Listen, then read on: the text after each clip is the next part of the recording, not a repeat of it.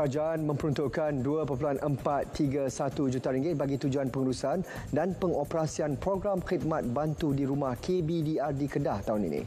Jumlah itu meningkat berbanding RM2.247 juta tahun sebelumnya, melibatkan 225 sukarelawan dan 900 orang klien KBDR. Pengarah JKM Kedah, Zakaria Taib berkata tahun ini seramai 244 sukarelawan KBDR di bawah kendalian Majlis Pertubuhan Kebajikan Sukarelawan Malaysia MPKSM memberi perkhidmatan kepada 976 klien.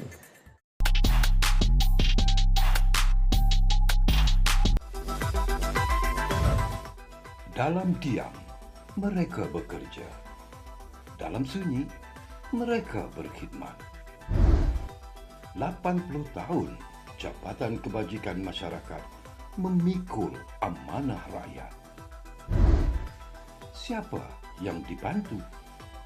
Bagaimana kebajikan dipastikan sampai kepada yang layak?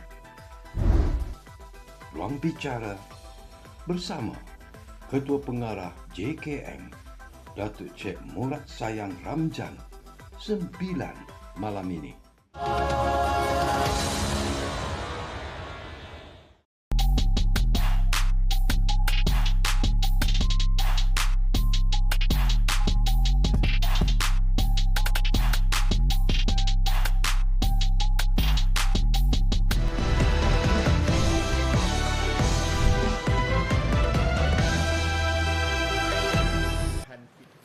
Situasi banjir di Sabah semakin memburuk dengan lebih 1,000 mangsa direkodkan. Beberapa sekolah turut dilaporkan hampir tenggelam siang tadi.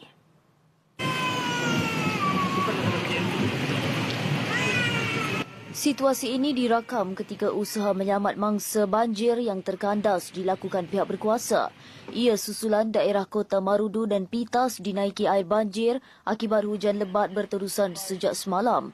Notis pengisytiharan bencana bagi kawasan terjejas dikeluarkan pegawai daerah masing-masing jam 6 pagi tadi.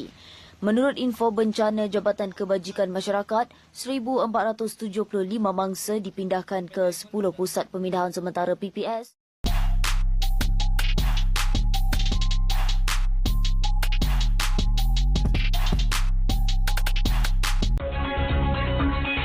Jabatan Kebajikan Masyarakat Pahang beri sokongan awal untuk mengurangkan trauma waris terutamanya anak pasangan yang terkorban dalam kebakaran di rumah di kampung Pamah Kulat, Dong Raub pagi tadi. Pengarahnya Khairul Amri Ahmad memaklumkan pihaknya telah membuat lawatan, pemantauan dan siasatan di tempat kejadian. Katanya bantuan kerajaan negeri iaitu bantuan segera tabung malapetaka daerah sebanyak RM2,000 telah diserahkan kepada waris. Manakala bantuan lain akan diserahkan selepas urusan pengebumian. Kebakaran tersebut mengorbankan Muhammad Alawi Muhammad dan isteri Zaliha Adam alias Ibrahim 44 tahun serta 3 anak perempuan mereka.